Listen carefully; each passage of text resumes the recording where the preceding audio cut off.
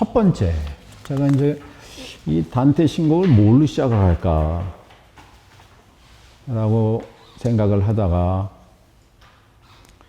단테가 뭐 거의 20살도 안 돼서, 그 당시 투스카니 언어로 서정과 산문하고 섞어서 쓴 책이 있어요. 그게 신생 비타 누오바라는 책이에요. 신생이라고 번역했어요. 일단 이게 첫 번째 장이에요.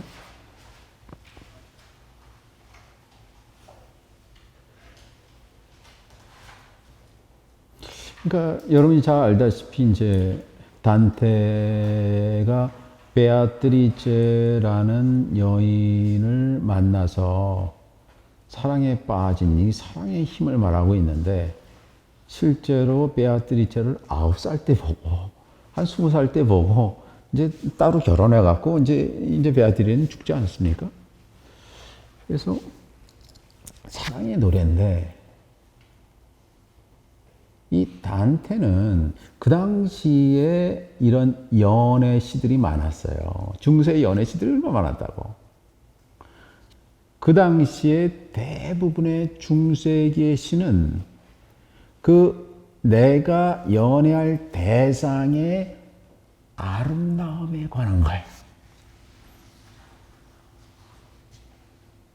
근데 단테는 그 대상의 아름다움을 언급을 하지만 그거를 찬양하지 않아. 그 대상을 통해서 내 마음속에 있는 사랑을 노래를 해요. 이게 다르죠. 대상을 노래하지 않아요. 대상을 인식하는 내 마음속에 있는 사랑을 노래합니다. 결국은 내가 누구냐라는 문제하고 연관되는 거거든. 그래서 제가 거기 좀 쓴 거하고 같이 읽을게요. 인간이 세상과 자신을 가만히 응시할 수 있는 눈이 생기고 나면 자신을 세분하기 시작을 한다. 육체 요구에 탐닉하는 자신과 그런 자신을 연민의 눈으로 보는 영적인 자신이다. 그녀는 순간적인 자기에 집착하는 육체적인 욕망과 정신적인 집착 가운데 자신의 물리적인 삶이 제한적이고 덫이 없고 험하다는 사실을 조금씩 깨닫기 시작한다. 물질적인 자극이 실제이며 만족스럽지만 고통과 슬픔도 그와 비례하여 증가한다는 사실도 깨닫기 시작한다. 그는 기쁨과 슬픔, 안락과 고통을 초월하는 또 다른 세계가 존재할지 모른다고 가정하기 시작한다. 인류 조상들은 오래전부터 이 초월적인 세계를 추구하기 시작했고 이것이 모든 종교의 원천이 되는 거예요. 인간은 육체와 시간이 지나면 한 줌의 흙으로 돌아갈 수밖에 없는 유한성을 깨달음으로 영원히 변하지 않은 가치를 찾기 시작하고 우리는 그런 가치를 무한이라고 해요. 무한.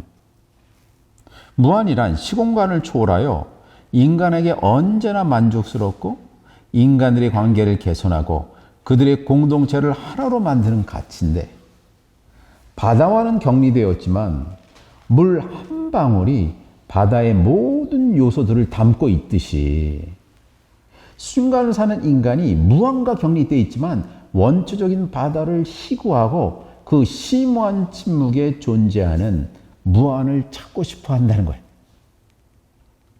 천문학자 칼 세이건이 다음과 같이 인간을 정의했어요. 이게 참 철학적이에요.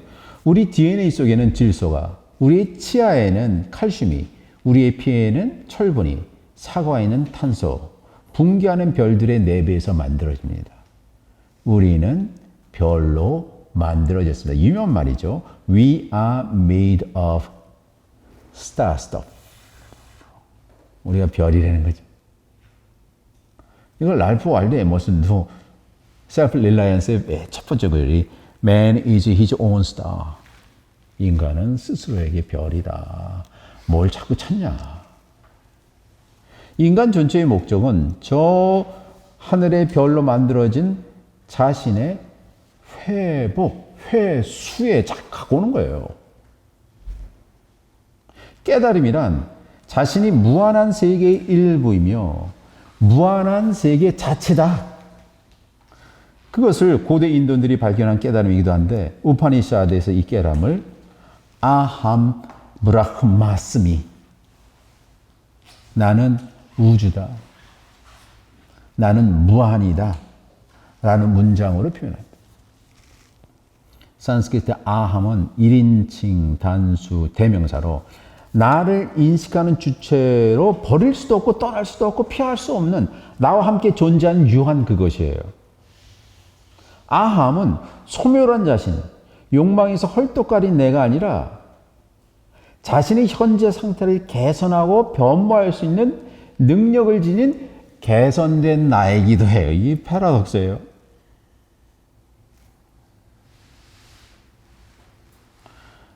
개선된 나는 현재의 나를 인도하고 질을 향해 몰입되어 있으며 삶과 죽음조차 초월하는 나다.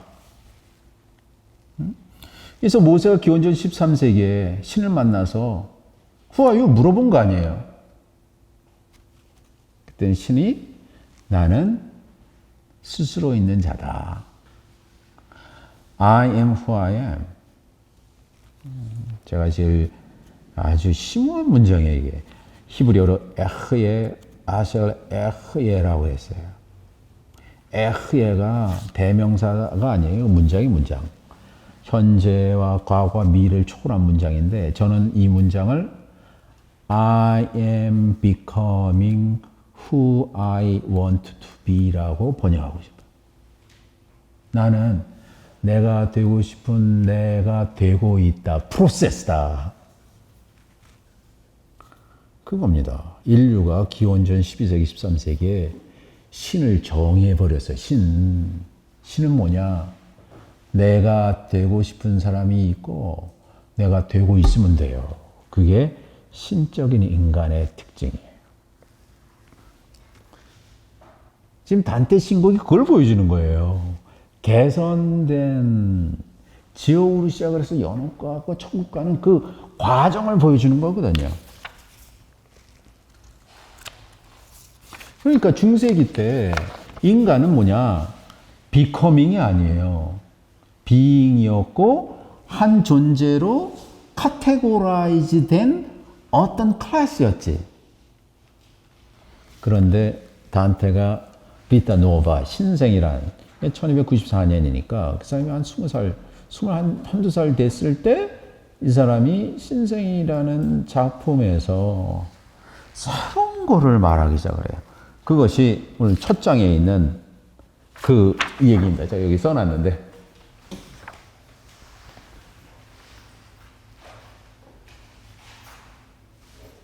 보세요. 예. 비타 노바의 단락 24인치 여기는 15분을 여기 있어요. 이요 내가 보세요. 센티라는 거는 감각으로 인식한다 이런 뜻이에요. 누굴 인식해요? 내 자신이 내가 스스로를 인식하면서 dentro allo cuore, cuore가 심장이에요. 심장 밑에서 스웰리아가 꿈틀거리는 걸 느꼈다. 사람이 외부가 움직이는 것만 지금 보다가 처음으로 자신을 응시하기 시작한 거예요. 자신의 뭘 응시하지 않냐? 자신의 마음을 응시한다는 거예요. 뭐 간지러워서 꿈틀거리는 게 아니에요. 벌레가 끼어서. 꼬레. 그 사람의 마음 깊이 있는 거. 그렇죠? 그 중에서 스웰리아. 뭐가 꿈틀거리는 거를 느꼈다는 거예요. 뭘 느꼈냐? un spirito amoroso. spirit, 영혼이 꿈틀거렸대. 근데 거기에 형용사가 붙어갔죠? amoroso, 사랑스러운 또는 사랑이라는 영혼이 꿈틀거리는 걸 느꼈대.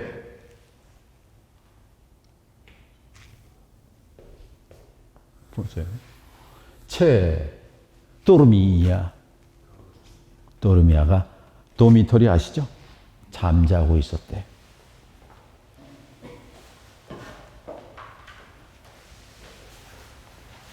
이 아모로소가 사랑이란 이게 상당히 종교적인 용어예요. 아모로소도 그렇고 스피리토도 그렇고.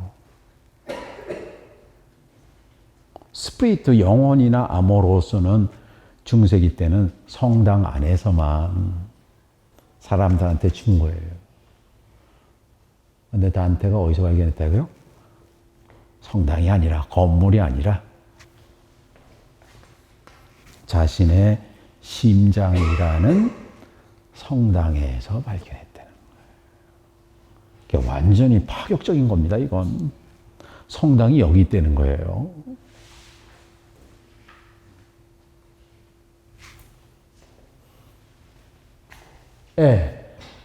그런 후에 비디 내가 보았다. 비니 오고 있는 거를 저 멀리 달룽기 저 멀리서 뭐가 오고 있어요? 아모레가 다가오는 걸 봐요. 이게 전부 어디서 일어나느냐? 자기 심장에서 일어나는 거예요.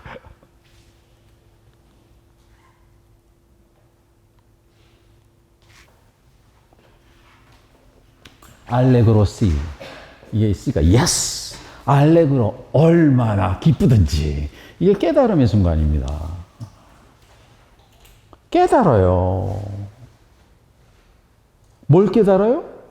사랑이 어떤 종교 사제가 말하는 것이 사랑이 아니라 어떤 로마 성당이나 예루살렘에 있는 게 사랑이 아니라 자기 마음속에 있는 게 사랑이라는 걸 깨달아요. 이게 근대의 시작이고 이게 르네상스의 시작이에요.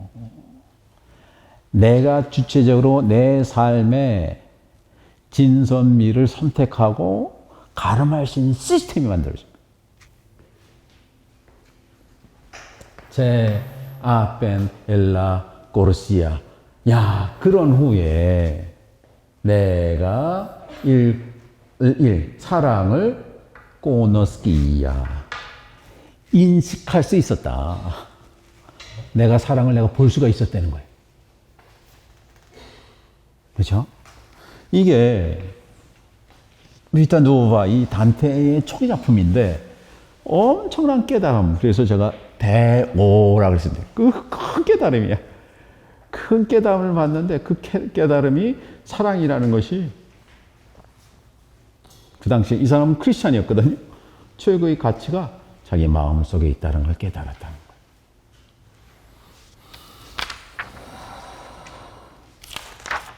그렇죠? 그래서 자기 마음속에 있다는 걸 깨달았는데 그 깨달은 것이 내 마음속에서 깨달아서 자기가 그 다음 단계로 쭉 들어가는 거예요. 그 다음 단계로 들어갈 때 여기서 이제 이어지는 질문이 내가 누구이냐 이런 질문하고 이어져요. Who am I? 이게 심리학이나 뭐 이렇게 이제 등장해 보면 내 안에 조그만 자아가 있고 조그만 자아는 어떤 자아냐? 자신이 경험에 의해서 옳다고 생각하는 것만 옳다고 생각하는 자아야. 경험적인 자아라고 할 수가 있어요.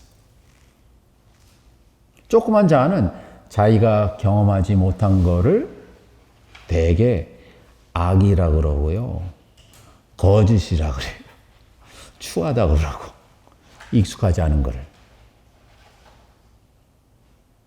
자기 마음에 초월적인 자아, 큰 자아가 있어요. 근데 이 큰 자아나 초월적인 자아나 조그만 자아나 보면 똑같아. 이거 구별할 줄 알아야 돼. 그래서 그 다음 제가 오늘 나눠드린 거 4페이지에 이게 중요한 제가 이제 바그바드 기타를 공부하면서 제가 번역하기 시작을 했는데, 이게 바그바드 기타의 제 6권의 5행과 6행이에요. 여기 이제 등장해서 크리슈나가 이 전쟁터에 나가는 아르주나라는 영웅의 스승이자 신 아닙니까? 그래서 이 크리슈나가 아르주나 영웅한테 하는 말이에요. 근데 제가 그래서 이 문장을 번역하기가 되게 힘들었어요. 왜냐하면 큰 자나 조그만 자나 똑같이 아트만이야. 그래서 똑같은 문장에서 내 줄친 거 있죠? 이거는 조그만 자예요. 근데 줄치지 않은 아트만 빨간색으로 이거는 큰 자예요. 그러니까 이거를 구별하지 않으면 문장을 완전히 오역해요.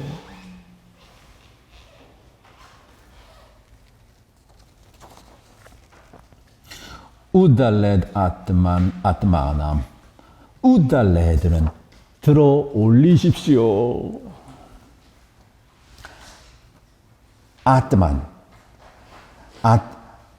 아트마남, 그 목적어예요. 조그만 아트만, 경험적인 자를 뭘로? 아트만, 우주의 끝까지 가는 큰 자로 들어 올리십시오.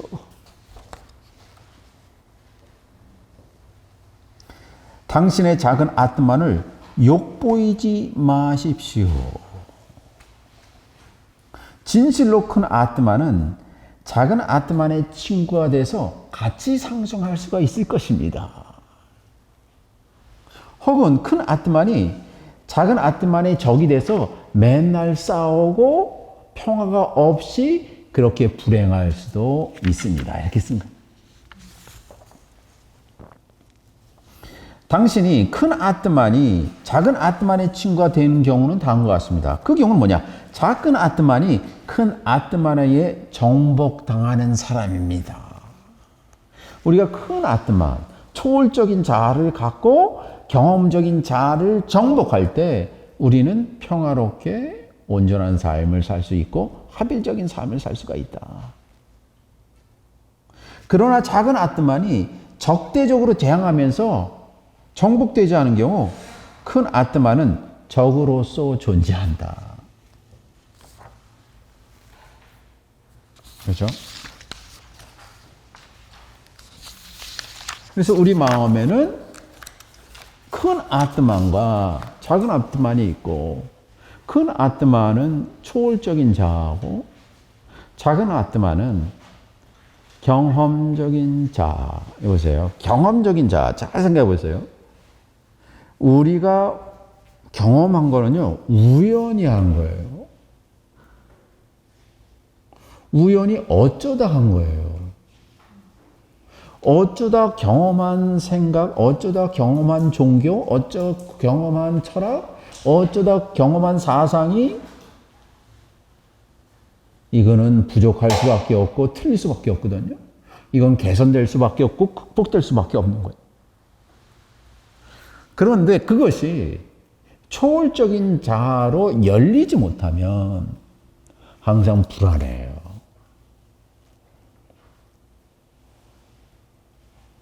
그렇죠?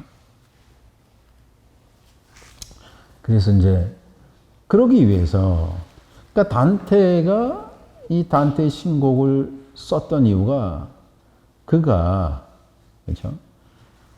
이제 피렌체의 중요한 정치가로, 5인 정치가 중에 하나로 이제 활동을 하다가 갑자기 교황과 황실과의 분쟁으로 고향에 못 가게 됐어요. 그래서 영원히 피렌체로 가지 못합니다. 나중에 이 베로나에서 죽었을 거예요. 그러니까 피렌체로 가지 못해갖고 추방당했어요. 영원히 추방당해서 엑사일의 생활을 하게 돼요.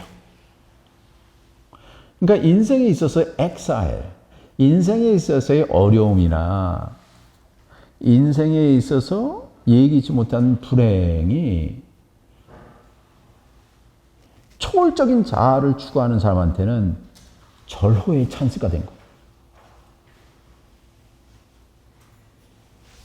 거예요. 그 심정을 제일 잘 말해준 사람이 이 세네카예요. 세네카가 여러분이 잘 알다시피 이제 네로의 과외 선생이었고, 그러다가 이제 황제들이 너무 이 조그만 꼬르바, 스페인 꼬르바 출신이거든요. 근데 막 이 로마까지 와서 권력을 쥐니까 황제들이 전부 이 사람을 견제를 해요. 그래서 사람들이 이 세네카에 대해서 아주 그 많은 이상한 소문들 내서 이 사람들을 폐위시키려고 그래요. 그럼 41년에 카리굴라의 여동생이죠. 율리아 라빌라와 간통이 있다는 소문으로 기소되어서 그 유명한 코르시카 섬으로 유배당합니다. 나폴레옹 같은 코르시카 섬이잖아. 거기에서 이제 이때부터 세네카가 철학자로 변신하고 글을 쓰기 시작해요. 그때 자기 어머니한테 보낸 편지가 De conciliatione ad Helvium. 그 어머니 헬비아한테 보낸 편지, 위안이라는 편지예요. 거기에 추방이라는 것에 이렇게 말합니다. 우리를 부유하게 만드는 것이 있습니다. 그것이 아니무스, 마음입니다. 그것은 추방에도, hic in exilia, 추방에도, 가장 혹독한 고독에도 우리를 따라옵니다. 아무리 어려움이 와도 마음은 날 따라온다는 거예요. 마음은 신체가 생존을 위해 필요한 것들을 그곳에서 발견합니다. 마음은 자신이 가진 선을 만끽하게, 자신에게 집중하게 만든다는 거죠. 어려움이 오히려. 마음은 돈에는 관심 없습니다. 불멸의 신들이 대해 가지는 관심보다 크지 않습니다. 그래서 이 추방을 경험하면서, 여러분 이거는 제가 쓴 거는 한번 여러분이 읽어보시면 되겠습니다. 그렇죠? 그래서 오늘 단테에 대해서 뭐 어느 정도 제가 얘기를 했고, 그군요. 그래서 단테에 왜 디바인이란 말을 붙였을까? 동시대에 똑같은 문인 보카치오가 있는데 이 시가 엄청나니까 그 앞에 신적인, 이게 디비나 디바인이란 말이 숭고한이란 뜻이에요.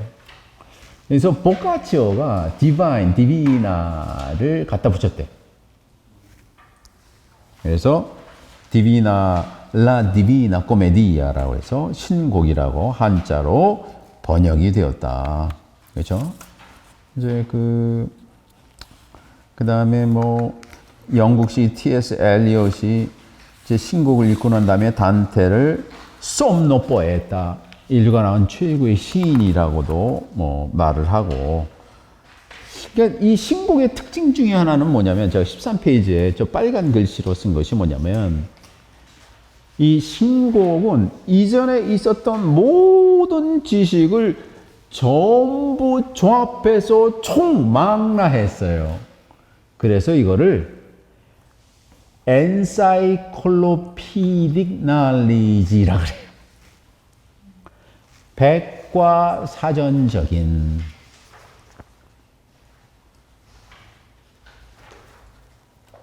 인간들이 알아야 할 모든 지식을 총망라한 것들이 사전 아닙니까?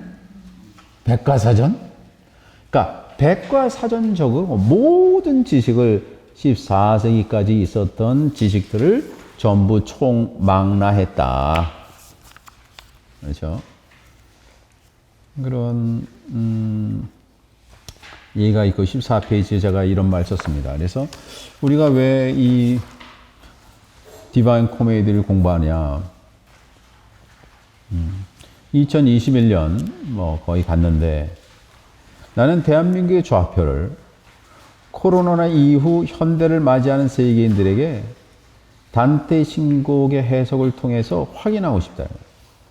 단테는 지금보다 더 혼란스럽고 억압적인 중세기를 단절하고 르네상스와 근대 시대를 열기 시작한 시인입니다. 오로지 자신의 심오한 상상력으로 그 길을 열었어요. 위대한 개인이죠.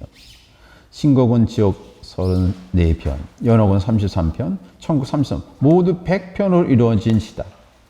단테는 누구도 가본 적이 없고 누구도 동의할 수 없는 시로 암흑시대에서 인류에게 빛을 선사했어요. 만일 누가 이탈리안에게 단테와 이탈리아 중 하나를 선택하라고 질문한다면 그녀는 주저없이 단테를 선택할 거다. 왜냐하면 단테가 이탈리아를 다시 만들 수 있기 때문이다.